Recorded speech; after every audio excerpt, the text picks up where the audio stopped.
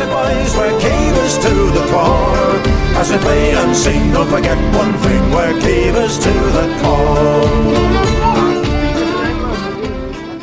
Our speaker tonight, Merlin Tuttle.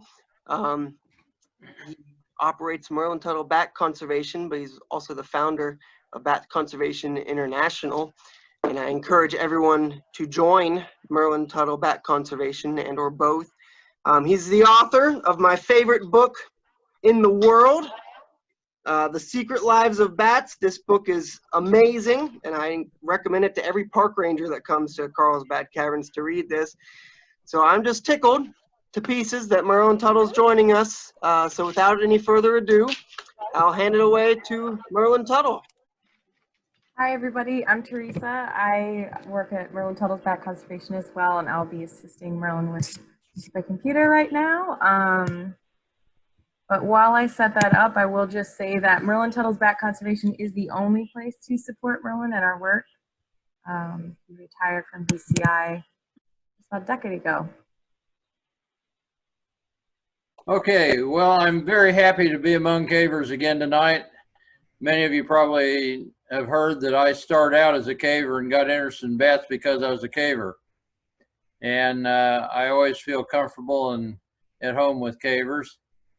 And I'm very appreciative of all that cavers have contributed to my conservation efforts over time. A very big chunk of what I've been able to accomplish in life in conserving bats would have been impossible without the help of cavers. As all of us pretty well know, from time immemorial, caves with big entrances and volumes have attracted both cavers and bats. And the caves that support bats, most importantly, are very, very scarce. Hibernation caves only comprise probably 1% or fewer of the caves in mid-temperate areas of America. They're caves that trap and hold stably low temperatures from just above freezing to about Celsius, about 8 degrees Celsius to 0 is what bats would ideally like in a stable range if they could get it. In fact, here you see Fern Cave, where there are literally millions of bats hibernating. There used to be other caves in America that had even more bats. Mammoth Cave alone housed tens of millions probably. By the most conservative possible estimate, it housed 10 million hibernating bats each winter. They also need minimum predation disturbance. They only rear one pup a year, so they can't replenish themselves very well if bad things happen. They also like hibernating sites that are near their summer habitat, which reduces the cost of travel in the fall and spring.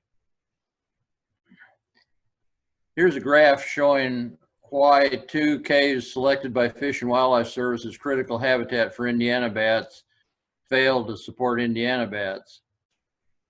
Most of our bats today have been pushed into cave environments that are far less than suitable for them. You see this yellow bar is the preferred hibernating temperature for Indiana bats. Great Scott Cave was suitable until somebody closed up one of the entrances thinking they were going to help the bats and keep uninvited people out, but that raised the temperature and made it unsuitable, too warm for bats.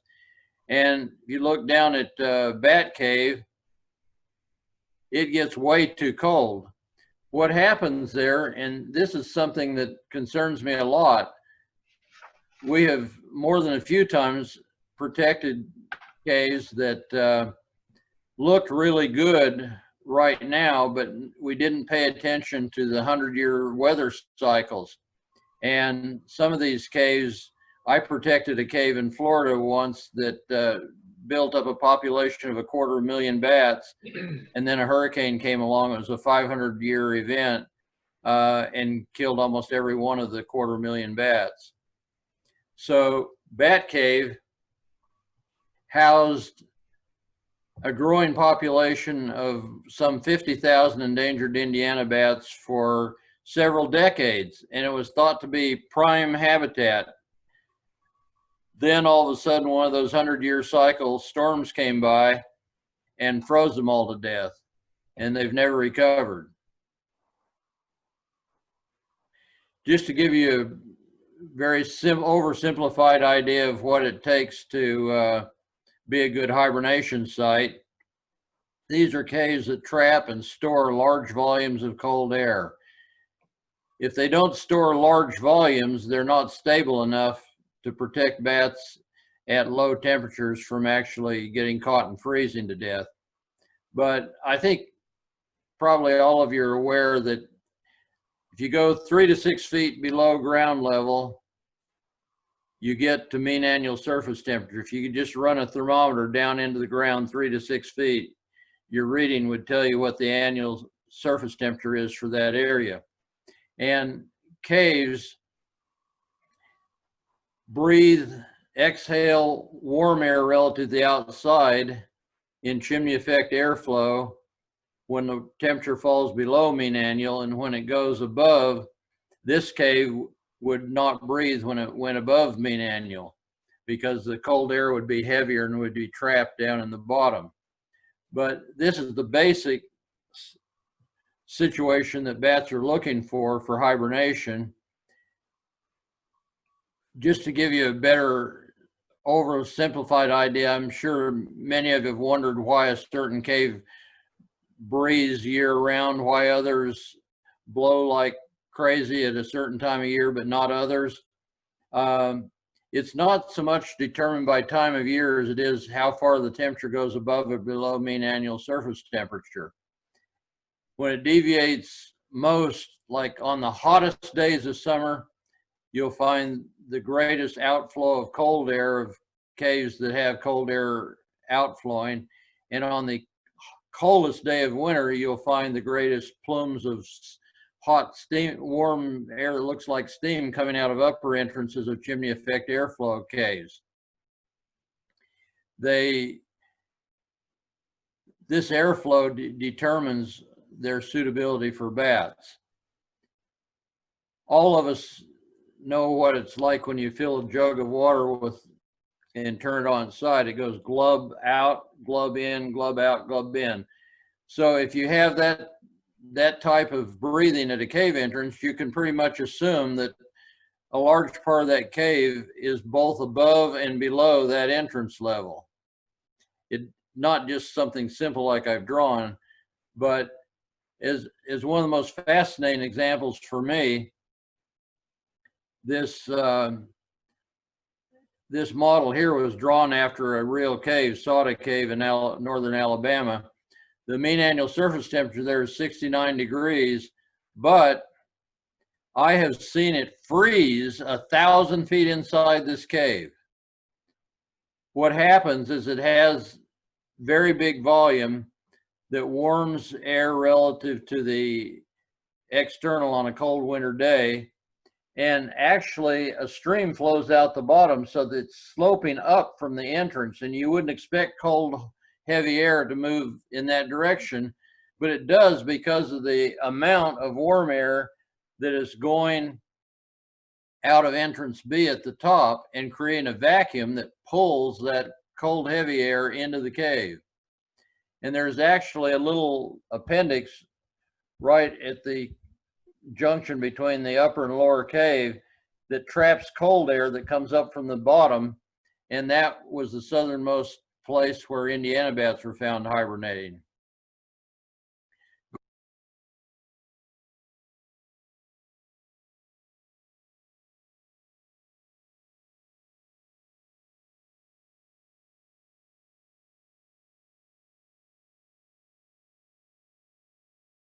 Under because they have to share body heat, and they put their roosts in domes that trap warm air. And usually those domes are well etched.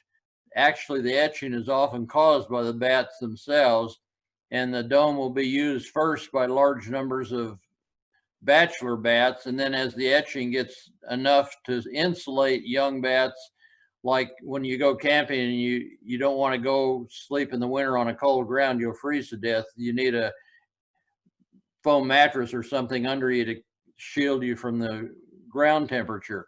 Well, that's what happens in the roost. The young cluster on a raised, rough surface roost in a dome, and because of the body heat from the mothers, they can heat that to 80 to 90 degrees Fahrenheit. So they want warm, heatable roosts in summer. They want security from predation, which can be a big issue, especially in the summer. And they want to be as close as possible to feeding and drinking sites. Especially in summer, entrance size of a cave is very important. The two biggest populations, summer populations of bats ever discovered in North America were in two caves, Cueva La Boca and Rosillo Cave in Mexico. Cueva La Boca, shown here, has about a 75-foot, looks like it was carved out by a human, square entrance. Gives the bats a lot of ability to avoid predation. When cave entrances are small, raccoons and cats and other animals can jump up from the ground and catch them as they fly in and out, and they can become real havens for feasting snakes. When vegetation is allowed to grow over too close to a cave entrance, rat snakes and others will hang from these things and catch bats, and to the extent that bats often actually have to vacate a cave because of this. Cave I'm showing you here is actually owned and protected by a major conservation group who protects this property for bats because of a bat cave on it. And this is one of their two bat caves. But this cave was totally abandoned by more than 25,000 bats when they allowed too much vegetation to grow too near the entrance. It just made it too easy for predators to catch them. They couldn't afford it, and the bats had to leave. Sometimes it's hard for people to understand that we need to clear vegetation from around a cave entrance in order. Some vegetation the right distance away can be very good, helping them avoid predators, but when it's too close, it gives the predators an unfair advantage. Now, I'll give you a really good example of where vegetation encroachment made a big difference. This is Khao Chang Prawn Cave in Thailand, and 40 years ago, I got this cave protected. I convinced the monks that if they would protect the bats, they could dramatically increase guano sales for fertilizer. They hired a game warden, and the bat colony grew by millions. And then about 30 years out, they started declining. And bat researchers found that they're losing about 10% a year. About 5 years ago, I went there to see what could be done about this. And it was immediately obvious to me that there was just way too much encroachment of vegetation too close for the number of bats coming out. In fact, this is what it looked like. I couldn't even go up to the entrance during an emergence because there's so many bats on the ground. I'd have been killing dozens of bats every time my foot came down. They were just covering the ground and the rocks, and had I not been there, there would have probably been a lot of predators having a feast. All I had to do was explain to the monks that they needed to clear all the trees and vegetation back for at least 30 feet from the entrance for these free-tailed bats that are fast, not too maneuverable flyers.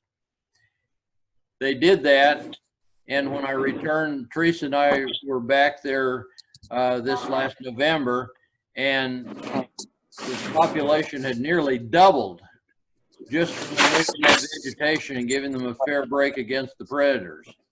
You want to listen to it? At Bracken Cave, I long enjoyed the 3-hour emergences out of there and thought that was normal. But I'm beginning in my older age and maybe a little better wisdom to wonder if that's actually true, because what appears to have happened is that over time this species has lost a lot of its former important caves in Texas, and this has probably led to concentrating more than should be in a few caves. And bracken may be a very good example. This last week, I've been told that the emergences at the Congress Avenue Bridge have been truly spectacular, more than a half hour before sundown. And that is probably because we've had 100 to 170 degree days all week, and bracken is overheating. With 10 to 20 million bats in a single cave and their body temperature at 102 degrees Fahrenheit already, that combined with the outside heat is probably leading to overheating in the cave for that many bats. Another problem that you face if you got so many coming out of one cave, most of a night's entire biomass of insects comes out in the first 3 hours after sundown. So if you're a bat looking for a meal, you damn well want to be out there as early as you can get out there and still avoid the predators to get a good meal. If on a 3 hour emergence, it starts at sundown and you're at the end of it, you're going to go hungry that night. So what happens is at bracken, when they have the 3 hour emergence, coming out sometimes 2 hours before sundown. And of course that exposes them to yet other problems like being caught by predators.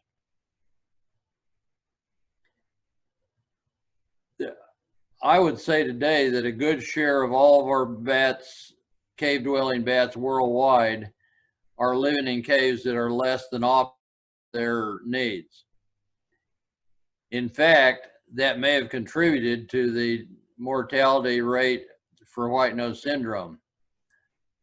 Our bats are especially having problems finding good hibernation sites anymore. They've lost their best ones. And that makes them burn energy too fast, and they run out before spring, meaning that white nose syndrome, when it comes along, makes them wake up extra times during the winter. Each inappropriate arousal, well, each arousal is costing them usually 30 to 60 days worth of stored fat reserve. So they can't afford a whole lot of that. And you add white nose syndrome on top of being in a cave where you may be burning energy at too high. One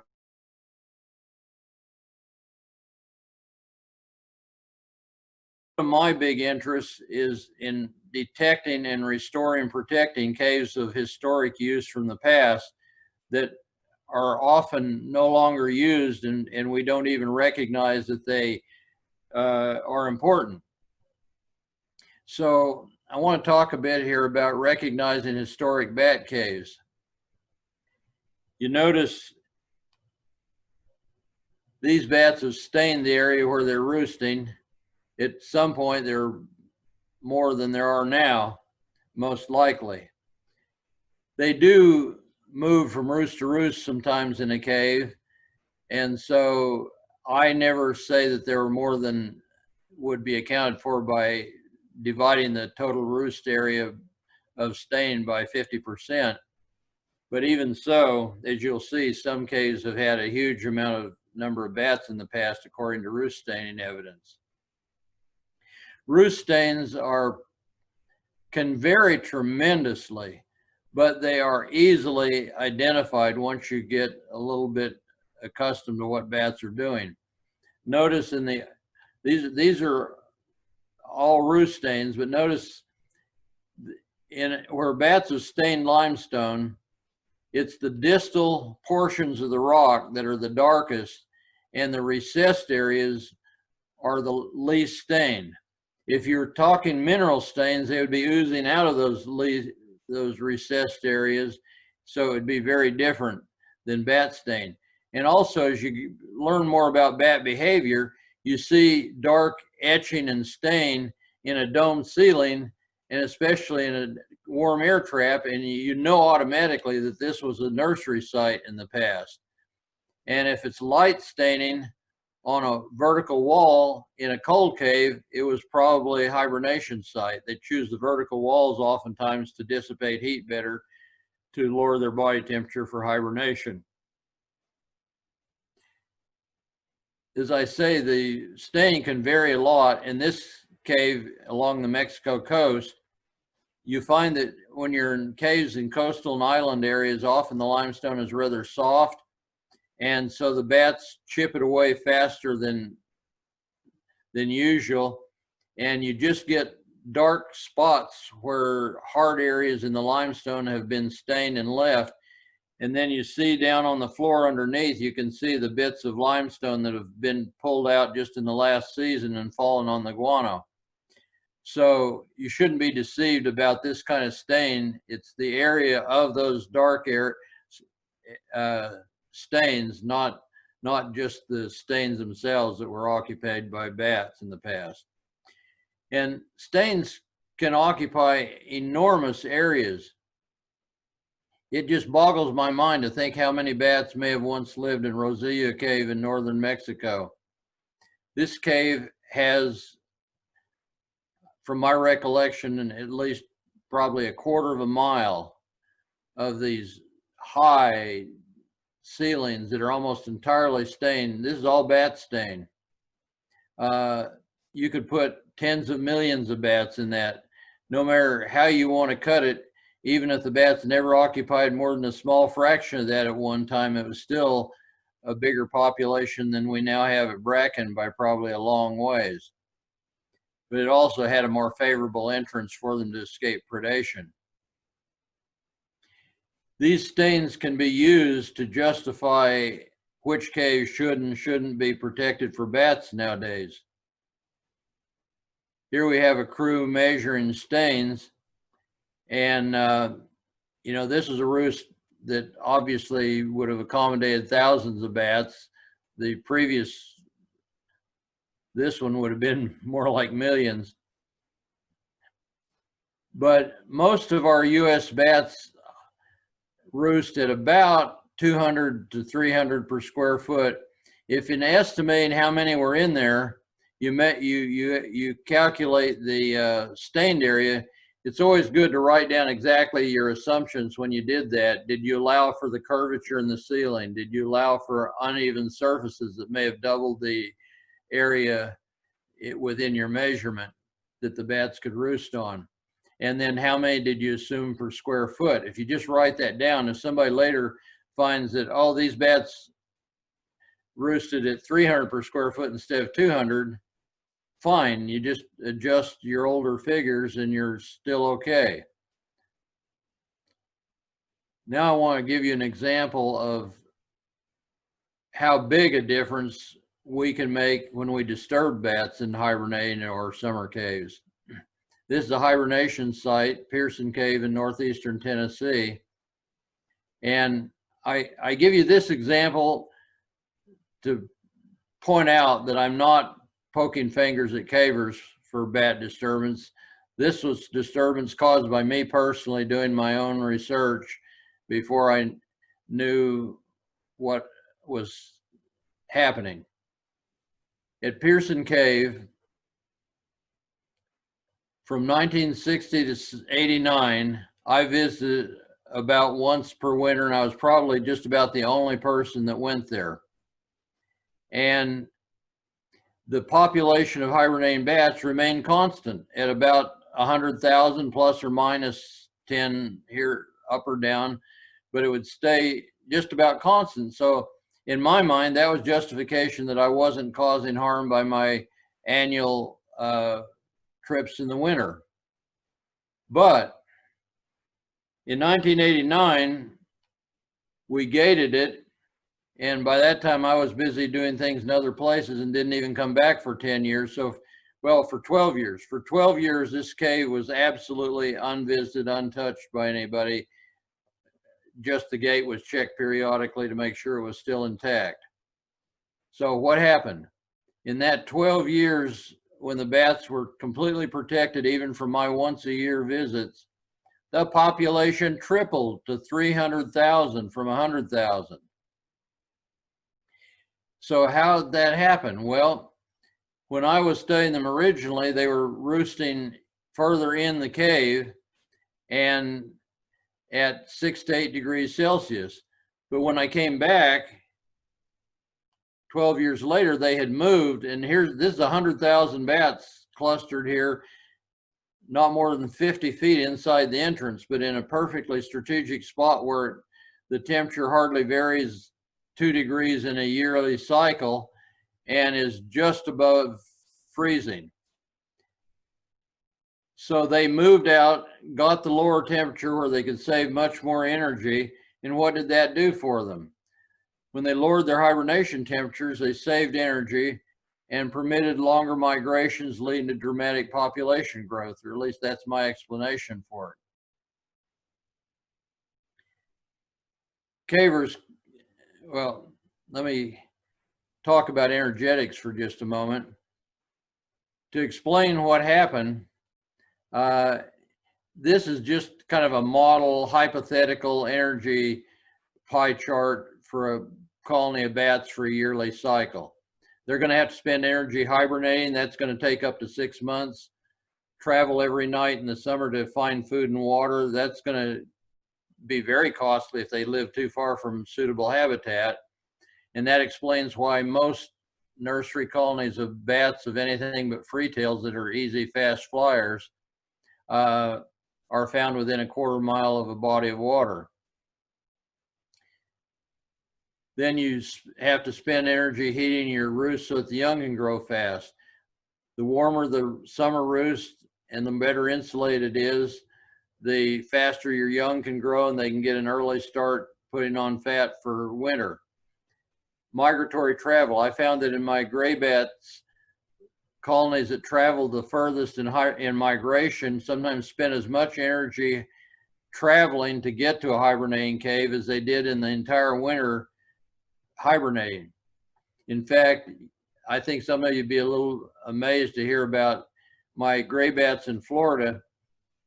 Their lean body weight was about 7 grams or a little less, but I've actually recorded weights of up to 16.8 grams when these guys were just ready to migrate. I mean, they were just porkers. I couldn't figure out how they were even flying with all that extra weight. And so the cost of migratory travel is not insignificant. Now, as bats lose ideal caves, they have to travel farther to find food. They have to travel farther in migration. And they often have to spend more body heat to heat the nursery roost, or they burn fat faster during hibernation. That all detracts, as you see, as each one of those pies enlarges, the survival reserves left over diminish.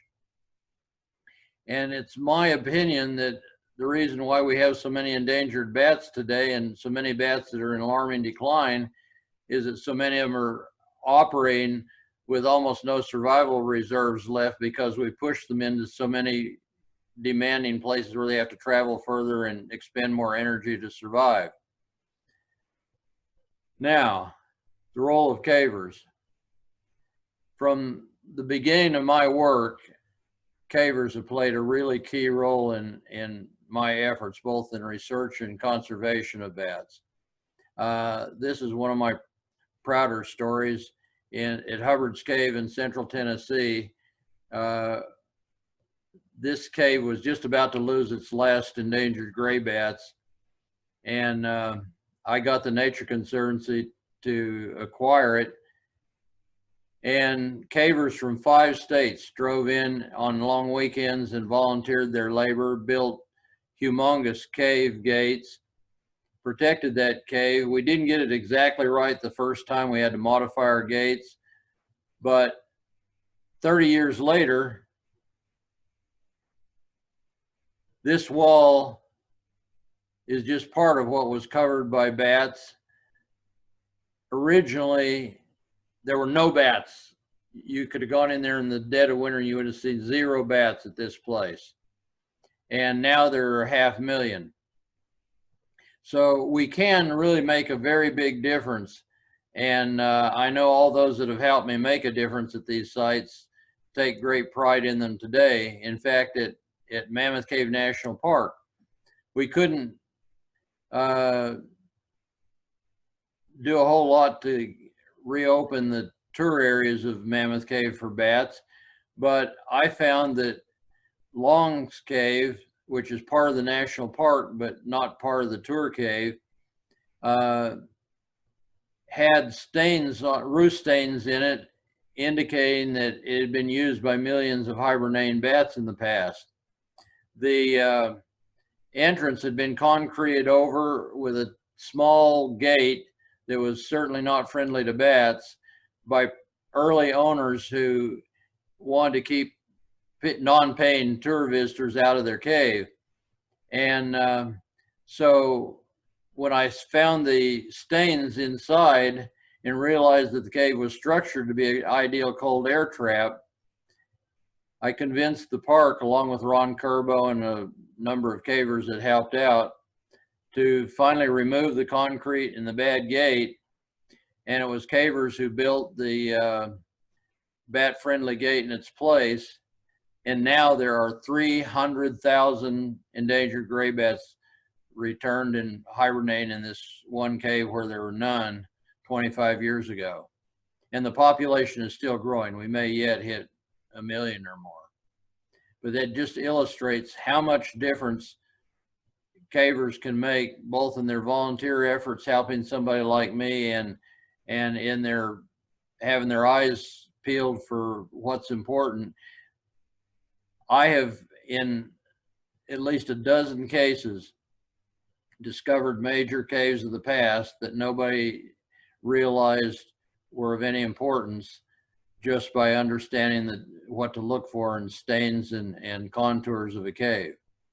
So there's a lot you guys can do, and I am very well acutely aware of how many problems there have been in recent years over white nose syndrome and heavy-handed management. But I would say this: cavers badly need the cooperation of federal and state agencies, and those agencies need your cooperation even more than you need theirs. They just sometimes haven't discovered it yet. You guys can be the eyes and ears that discover what needs to be done. You're the ones that are out there. For example, in Alabama, Fern Cave, if it hadn't been for the Huntsville Grotto, that cave would have never been properly protected.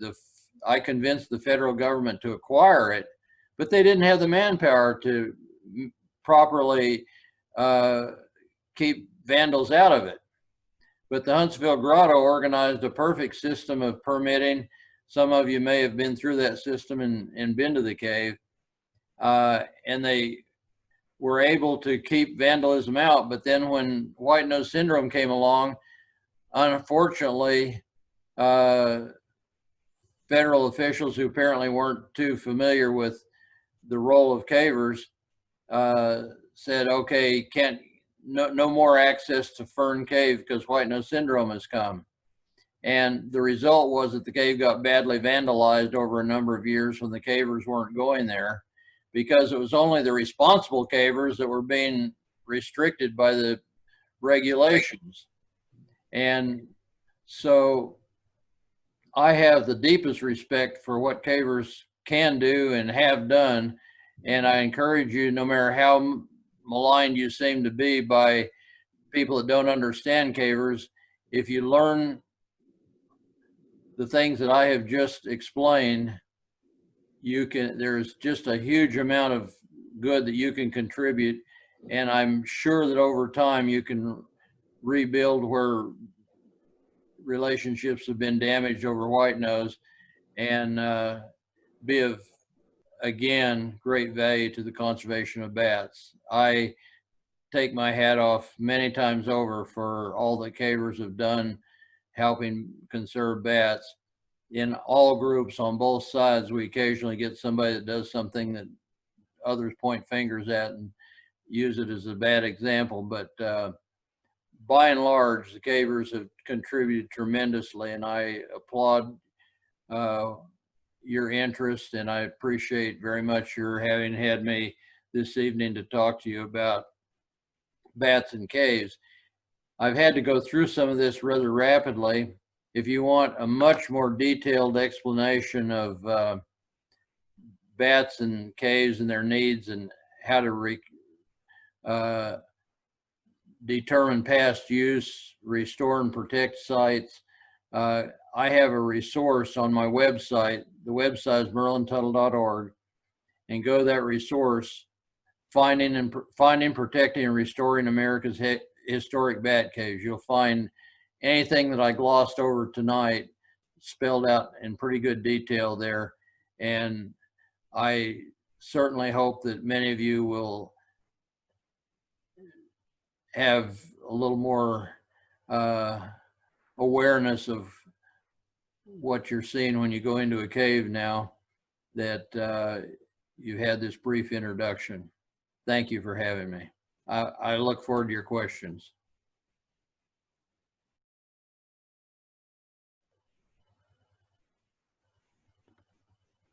That was wonderful. We'll open it up for questions. Anyone have any questions? I'm sure there's tons. They don't necessarily have to be about exactly what I talked about.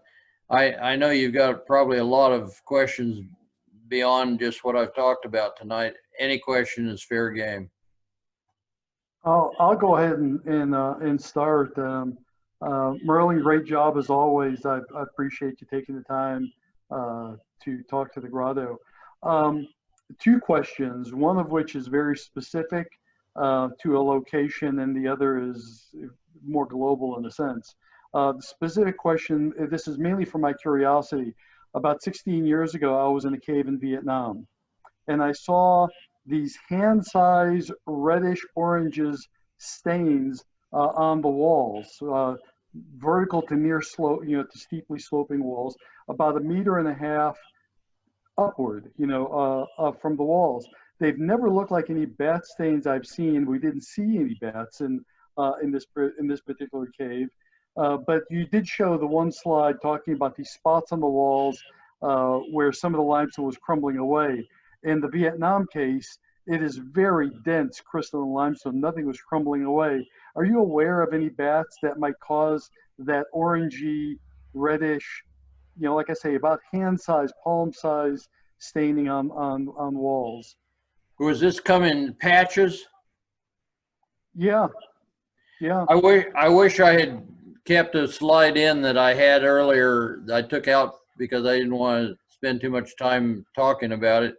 I have pictures from the Philippines where the stains on the wall look like the spots on a leopard. And that, when I looked closely, that was where coral heads were embedded in the limestone, and they were harder than the surrounding limestone. And they stained dark while the softer part chipped away from around them. Okay. I can't, tell you exactly what you saw when I haven't had the ability to see it myself, but I was quite surprised when I went to Czechoslovakia a few years ago and looked at their hibernation caves and couldn't see staining. It seems that in many of their caves, the limestone is just too hard to be etched and stained. But on the other hand, maybe the ones where they're finding bats today aren't the ones that have been primarily used in the past and have never had a chance to get built up very much. But stains can develop certainly in not too many years. And in moderate limestone, they last a very long time. Some of the stains that we're seeing in American caves could be thousands of years old. Okay, thank you for that. I was just curious. I didn't, since you haven't seen it, I wasn't expecting that you'd be able to give a 100% answer on that. But the other question that is like I say, a bit more global.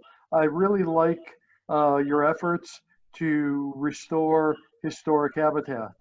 But are you able to measure, or has anyone been measuring changes in temperature in these caves due to climate change?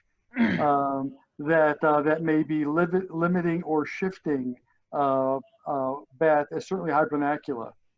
Or is it too early to say anything about this?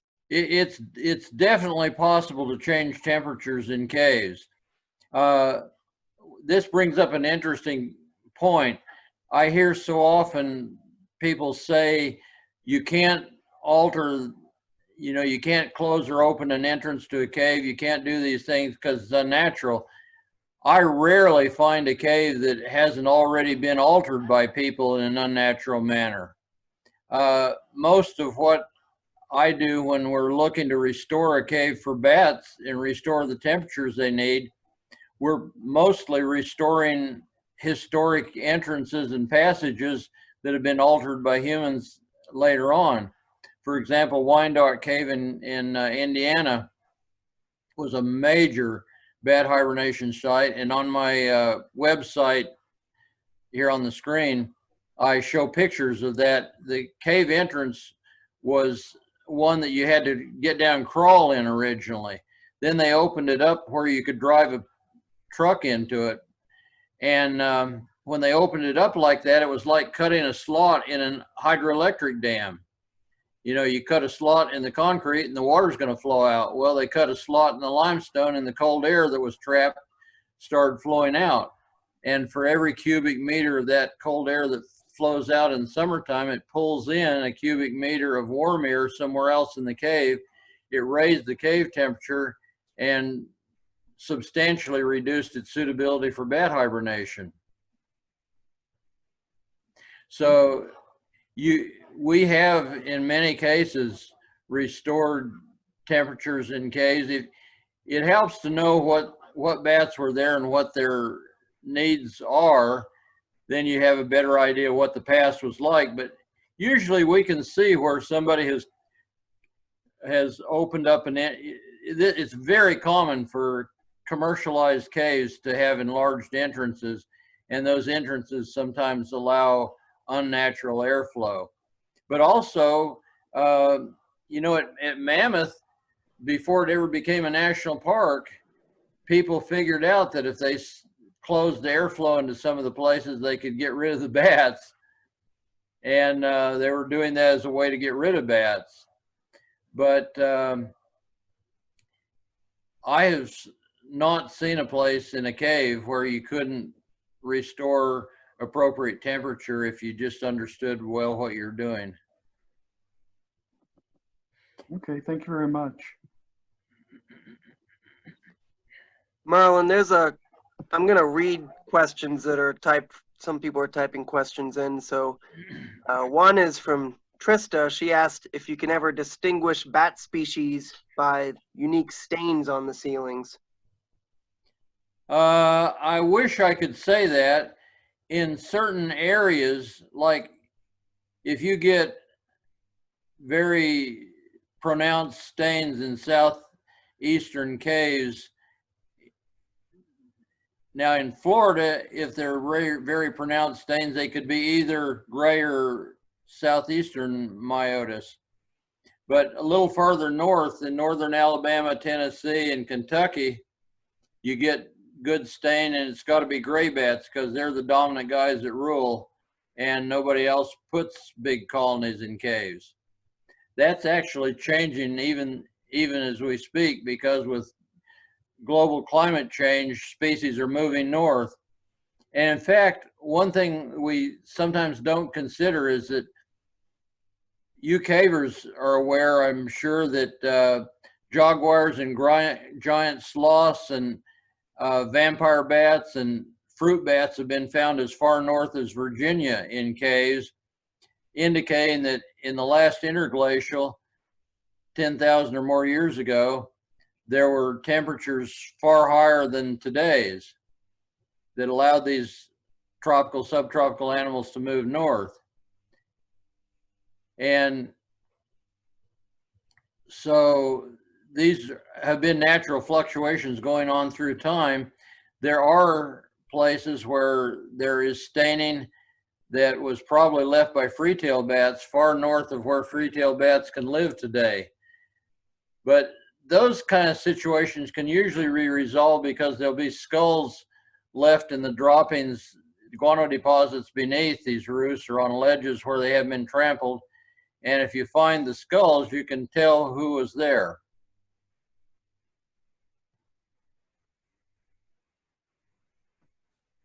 Awesome, thank you. This question is from one of the rangers at Carlsbad Caverns, Ranger Dan Pollack. He typed, could you elaborate more about high temps and early flights? We are seeing earlier and earlier flights at Carlsbad with the hot temps. Flight times have changed about 45 minutes in 1 week. That's exactly what's going on here in Texas. And I always have mixed feelings about it. When in good years, when we have more rain and lower temperatures, people will be calling me saying, oh, we're so concerned about the bats. There are not many bats coming out of the bridge this year. And I'll say, well, the trouble is they're having a really good year and they don't have to come out early enough for you to see them. So in a really hot year like this year, I get my camera out and have a blast photographing huge spectacular emergences early. But at the same time, I have to be a little concerned about the bat's survival because those early emergences are probably good indicators that the bats are facing tough times.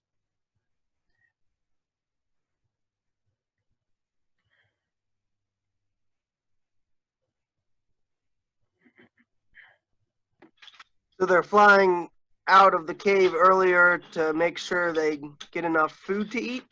Yes, because most of the biomass of insects for an entire night occurs in the first 3 hours. This is kind of the insect strategy for avoiding their worst predators. Come out and flood the environment with more than any predator can eat all at once and then disappear before they get enough to get them through the 24-hour cycle. And cave-dwelling bats have to expend a fair amount of body heat energy heating their roosts so that the young can grow properly. I mean, Bracken Cave would probably have a temperature of below 70 if it weren't for the bats. But with all those bats in there, it actually feels like you're walking up to a radiant heater if you approach the wall with bats on it, because the bat's body temperature is about 102 degrees Fahrenheit. So these bats are having to come out very early in order to get enough food. And this, you see it especially happening at this time of year and in drought years. The young are just fledging and the mothers have maximum energy demands trying to support the young. There are more bats than any other time of year competing with each other for food. You already have dry, hot periods, and we know there are far fewer insects to eat when it's hot and dry. And so it makes for tough times for the bats. And what turns out spectacular and entertaining for us is not necessarily a happy time for the bats.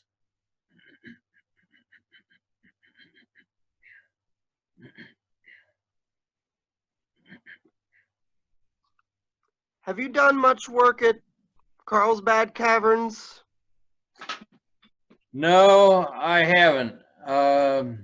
I've been in and seen the roost and photographed emergencies, but I haven't done any real research there.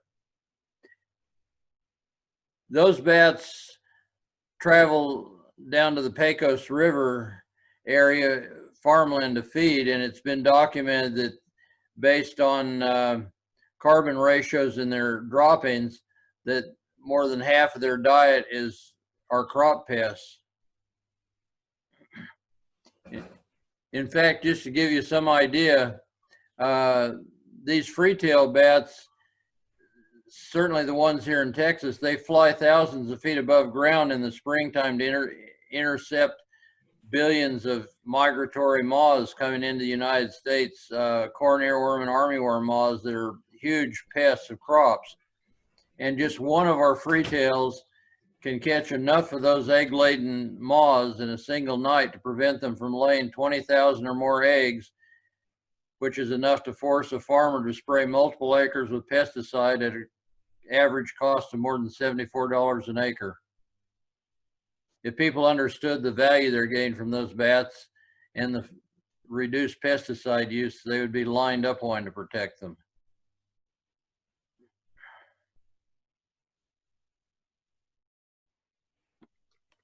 Our colony at Carlsbad, it's estimated has been averaging around 500,000. I wonder if you have any thoughts of past population numbers for that cave. I know you haven't done much, but I've seen some staining in domes closer to the entrance, and so I've just always wondered about potential for larger numbers in the past in Carlsbad. They may very well have been pushed deeper into the cave into cooler roosts by disturbance closer to the entrance. This is something I'm very familiar with the gray bats I studied. Very often in a gray bat cave, I'll find a very heavily stained, obviously preferable roost near the cave entrance where warm air is coming into the cave, but the bats won't be using it anymore. They'll be sometimes in a remote part of the cave where you have to crawl through a tiny hole to get into where they are. They'll be in a cooler part of the cave, and all that means stress to the bats because they don't have the warmth that they once enjoyed for rearing young. But it's preferable to go burn more energy than to get eaten by predators or killed by vandals who don't understand them. Here is a question from Ellen. She typed, any examples of times bats completely surprised you with what you learned about them? Many. One of my favorite stories are the little woolly bats. They weigh only about 4 grams. That's less than a US nickel. And when I went to Borneo to photograph them, I wanted to put them in my studio to get pictures of them flying into the pitchers plants that they live in. I couldn't do this out in the wild because they live in swamps where you're wading waist deep in the water and it's pouring down rain unexpectedly periodically, and it's just not a place to be out trying to get my kind of quality pictures. So I finally convinced my colleagues that I had enough experience to keep those tiny bats alive in captivity for a couple of days. I brought one of them into my studio, and the first evening I just hand fed it mealworms out of my hand, and then I let it go in my studio. And the next morning when my wife and I came to work, this bat remembered that I'd fed him the night before and came and started bumping me in the nose to get my attention, to get me to feed him. And it was obvious that that was what he was trying to do. My wife went and grabbed a second camera and actually got on video. If you look at our YouTube videos on my website, you'll actually see a video of this bat trying to train me to feed it on command by bumping me in the nose. As soon as I held up a mealworm in my fingers, he flew to my hand to get the mealworm instead of continuing to bump my nose. Now, how that bat figured all that out in that amount of time, I find absolutely astonishing. That's incredible. Yeah, Teresa just posted that YouTube link to the chat area if anyone wants to check that one out.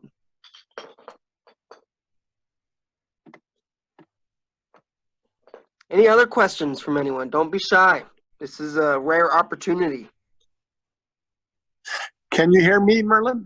Yeah, I hear you. Yes, my name is Rod Horrocks from Carlsbad Caverns.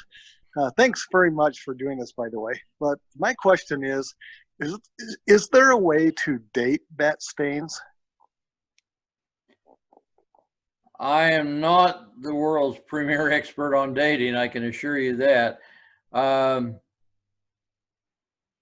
Usually when I see dating done on ancient bat roosts, it's done on organic matter in the guano beneath the roost rather than from the rocks. But you know, with advancing sophistication, the day is already here when a lot of bats can be identified by their droppings, just looking at the DNA in their droppings.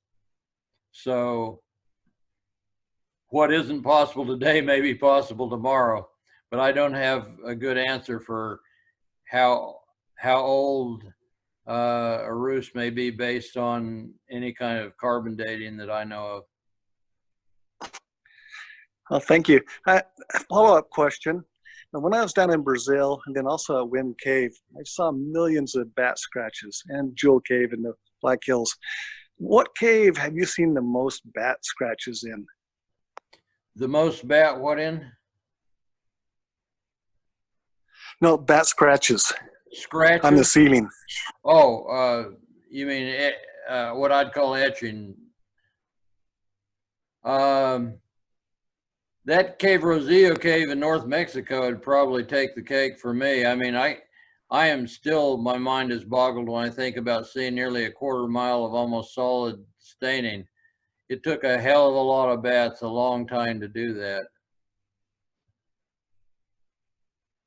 But, you know, for some of these sites now, the younger generation comes along and says, oh, there's no way there are ever that many bats in that site, because they've never seen such a site.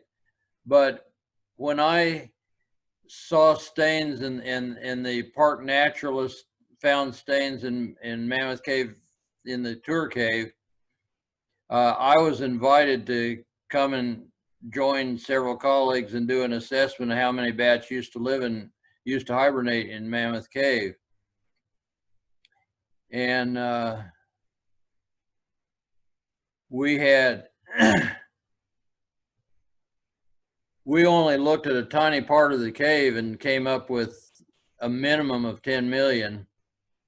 And it seemed almost impossible, but after we came to those conclusions, the park got to researching old writings about the cave, and they found and believe me, I don't go by newspaper articles either, but they found an old newspaper article reporting that miles of passage in Mammoth Cave had been solidly covered by bats in the winter in the early 1800s. Well, then we finally the park people also found a paper written by a Princeton University professor who had apparently been asked to come down and see if there were really as many bats as they said there were in Mammoth Cave. And this was clear up in the mid 1800s, long after the cave had been severely disturbed for decades. And he said in his report, I just went into the first major room or two, but yes, there are at least millions of bats in the cave. And I sent voucher specimens to the Smithsonian. So I went to the Smithsonian and found the voucher specimens, and they're mostly endangered Indiana and gray bats. So it's sometimes hard to believe the numbers of bats that lived here in the past, but for those of us who've been around a long time, I mean, like, there's probably not a dozen people in the US that have ever seen a hibernating group of bats as big as I showed in my first hibernation slide tonight. But they certainly have been here, and they could be in large measure restored with proper remedial action. Caves that I personally worked on, we've restored literally millions of bats where there were none.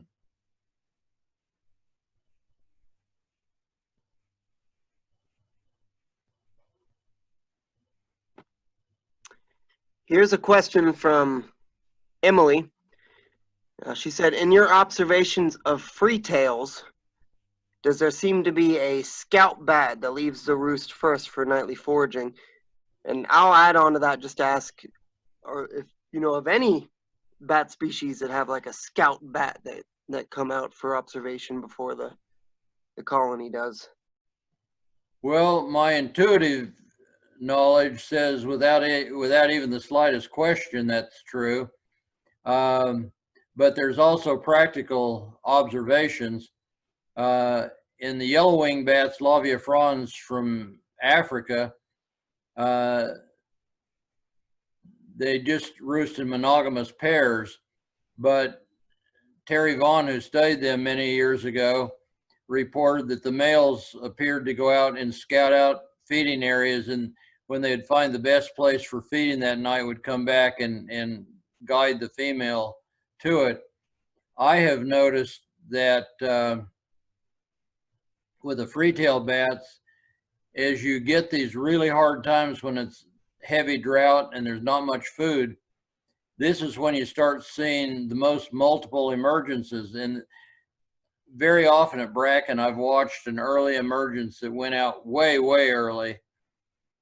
And maybe 30 minutes later, you see individual bats just plummeting down out of the sky, the little wings pumping in so that they can even go faster diving like falcons, and going into the cave.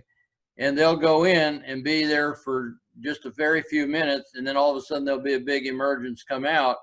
And I can't believe those aren't scouts. I mean, what other reason would they have for going out that early before there's even prime feed and then coming back again? It wouldn't seem to be in their best interest. But they're apparently sharing information, and I'm sure that there are studies out there showing more of this than I am right now aware of.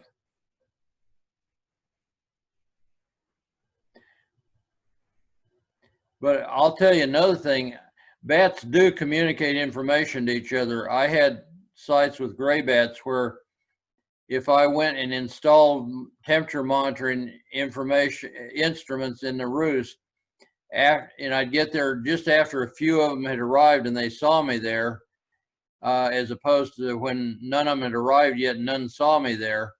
Sometimes that roost would be completely abandoned that year, leaving my installed instruments for naught, just apparently because those first few bats reported they got disturbed there and didn't come back. And in fact, right now I'm waiting for a cave just north of Austin here that last year had 6 snakes at a time catching bats in a narrow spot in the cave. It was a hugely interesting photo op for showing the predation risk of bats. And I've been waiting for them to come back this year to get pictures of that, and they haven't returned. They left the night before I went to photograph them last year, and apparently it's just that the predation got really bad and they left. And I'm guessing they may not even come back this year. They probably have passed the word around, even though nowhere near all of them saw snakes. They probably passed the word around that it's just a bad place to be at this time of year. Another interesting example, when the 250,000 got drowned in Sensabaugh, I think it was Sensabaugh Cave. Anyway, it's reported in my resource that I cite. When a 250,000 bats got drowned in that cave, the cave is still protected, but only a very few have come back. And there's been plenty of time. It's been more than a decade since that hurricane killed so many. And it seems to me that they would have come back and repopulated if there hadn't been a word out handed down from bat to bat that this was a dangerous place. We know that birds share that kind of information, and most birds don't live as long as bats, so they probably don't have as much reason to do that as bats do. Yeah, that's fascinating. This one's from Mr. Mike Manser, chairman for Sandia Grotto. He typed, "What is the greatest distance bats will travel to find food, and how much do they eat each night?" Well, the bats from here in Central Texas have been tracked with radio transmitters and a plane up following them. And we don't know of them night roosting hardly at all. The free-tailed bats apparently go up and stay aloft for long periods. When they were followed, transmitted bats were followed by planes, they conclude that they were traveling aided by tailwinds at up to 99 miles an hour at very high altitude, and staying aloft for at least 4 or 5 hours at a time when the plane could follow them. So the free-tailed bats can really cover a lot of territory quickly. If you look at Doppler radar images of the ones coming out of Bracken, the lead wave of bats is crossing at least four counties in 12 minutes. So they're quite capable of traveling substantial distances. I followed them in hot air balloons at night, and we actually followed them out to a feeding area, and then by changing altitude with the balloon, we were able to balloon back to almost where we landed, where we took off from. So the bats appear to be very good at doing that same thing, or at least the free-tailed bats are. I have no doubt that they're going up to 50 miles in one direction, and they could easily be going twice that. We just haven't been able to document it yet.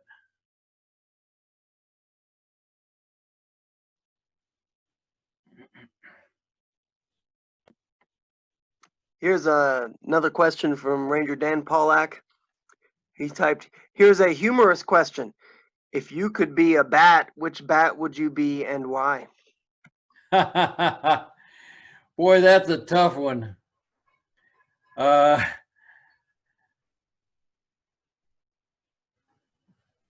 I'd be one that roosted in inconspicuous places where humans couldn't find me. And, you know, as far as intelligence, they're all so intelligent. I used to think that the big carnivores were the really intelligent bats, because I'd trained Trachops cirrhosis, the frog-eating bats. I'd train them to come to my hand-on call and train them to do things for my research purposes. And when those were released back to the wild, they have been marked bats, have been caught at least 2 years after being released to the wild, and still remembered to come on call to somebody's hand.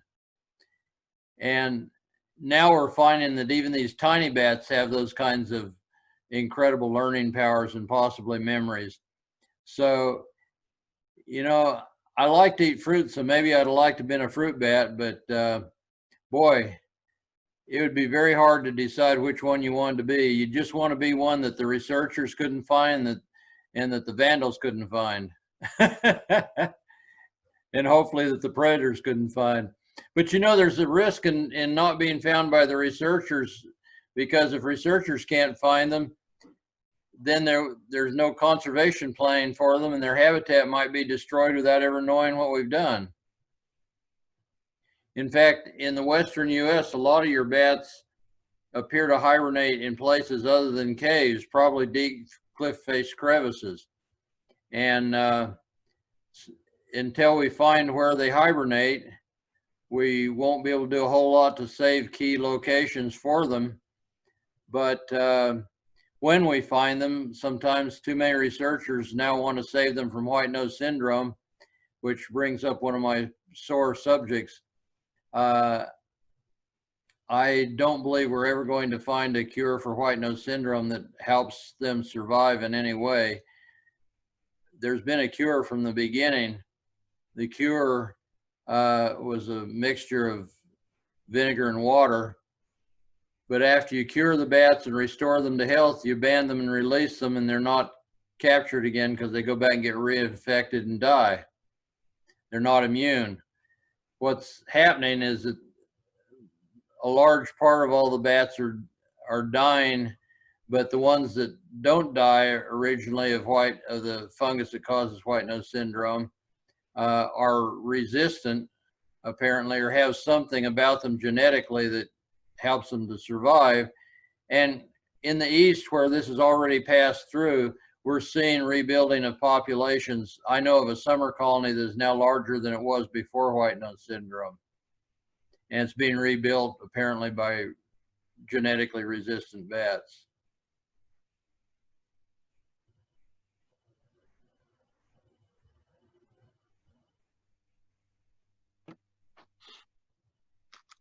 Anyone else? Hey, this is George again.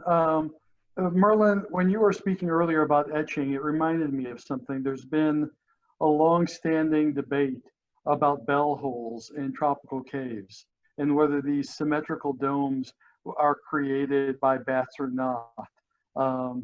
Do you have an opinion on that? And if you think that they are created by bats, then one question I've always wondered about is why don't we see them outside of tropical areas? So I don't have an opinion one way or the other. I'm just curious. You got a couple questions there. I'll try to remember both of them. I believe it was Denny Constantine who actually, in one of his early works, talked about the fact that he believes that bats enlarge caves by gradually chipping away and etching into the limestone. And there's no question in my mind whatsoever that they are etching in. Some roosts are etched back into the limestone up to an inch.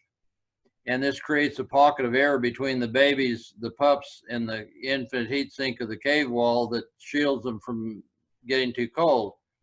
But those etchings apparently do over time enlarge caves. How much, I don't know. But it's very conceivable that some of the domes are deeper because of long bat use than they would have been without the bats. Now, being more common in tropical areas, I'd have to ask the elevation and type of limestone in those tropical areas. If it's lowland, soft limestone you're talking about, then it would get etched a lot faster than hard limestone. I'm not a geologist, so I'm not that familiar with all the kinds of limestone. I'll bet there are quite a few kinds, though, based on what I've seen in caves. Yeah, I've seen it in both hard and dense limestones, but not being a geologist but not a biologist, it's hard to weigh the other side of the issues. So, like I said, I don't have an opinion. I appreciate hearing yours. Thank you.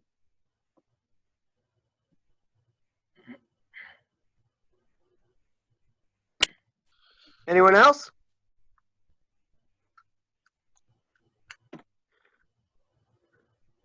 Well, if not, I'd like to mention that one of the inspirations for asking Merlin to come out here, I was watching one of Merlin's talks when he went and spoke at Texas State University, and towards the end, he said something to the effect of, don't be shy about asking the biggest names in certain fields to assist you with things. And after hearing him say that, I'm like, I'm gonna ask Merlin if he'll do a talk for us. So it's been a real treat. Once again, I encourage everyone to support Merlin Tuttle Bat Conservation. You can see the website right there, merlintuttle.org. There's different levels of membership if you want to be a member. I've been a member for a while now, and I've loved every moment of it. If I may interrupt for a second, assuming we ever get past this COVID panic of today, we do organize trips. We've had them to Trinidad,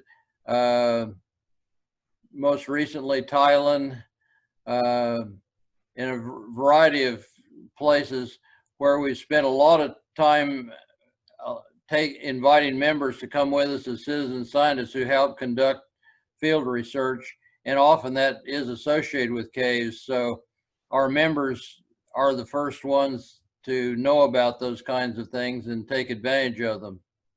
On one trip recently, we caught more than 50 species of bats. And thank you very much for your promotion, Dave. We do need all the help we can get. It takes a huge amount of effort to handle the volume of, right now, we provide the foundation photo-wise and information-wise for people, helping them counter fear of stirred up by exaggerated claims of COVID. And bats are being massively killed in places because of unfounded fear. And we need all the help we can get in countering that. And we really appreciate especially the help of cavers.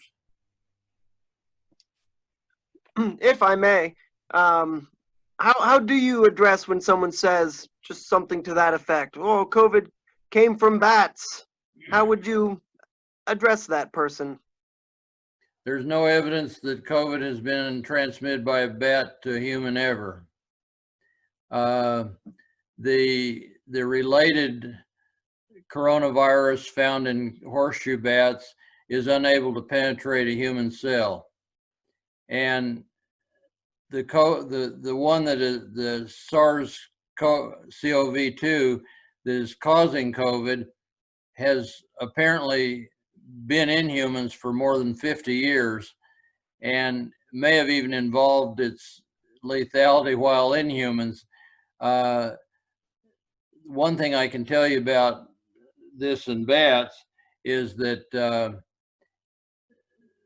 researchers that the virologists that look for coronaviruses in bats, they love bats because it's easy to sample bats in large numbers quickly.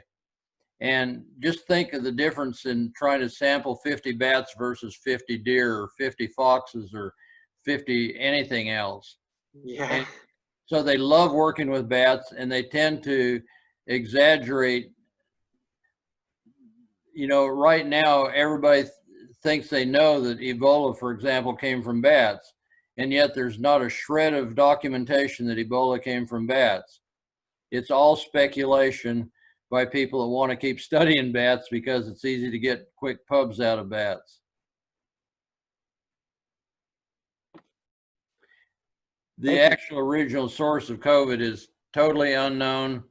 And although bats may have had some impact in evolutionary history, they have looked at so few non-bats that they have no idea but what there are other animals with much closer related viruses than those found in bats even. Right. All right. Wonderful. Thanks. If you get COVID, it's going to be from a human. Yeah. Yeah. So I guess I'll wrap it up since I'm not seeing any other questions coming in. So once again, merlintuttle.org.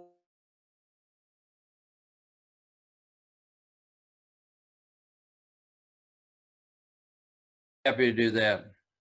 All right. And I encourage everyone, check out my favorite book, Secret Lives of Bats. You won't be able to put it down. It's been an honor and a privilege. Thank you very much for your time, sir. Well, you've been a wonderful audience, and I always enjoy getting a chance to communicate with cavers. I'm just so sad that most of the cavers that helped me at the beginning of my career are no longer around. I wish they were still here so that I could personally acknowledge how much difference they've made. Yeah. And several people are typing thank yous in the chat log to you. If you'd like to join for our meeting, feel free to stay on the chat. Otherwise, no hard feelings if you log off and don't stay for the business part of the meeting. But once again, thank you very much. This was great. I'll hand it over to Emily, and she will conduct the business part of the meeting now.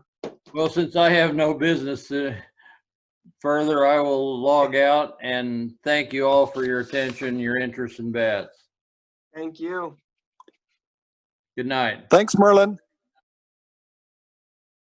Thank you. Cavers to the corner, boys, we're cavers to the core. As we play unseen, don't forget one thing, we're cavers to the core.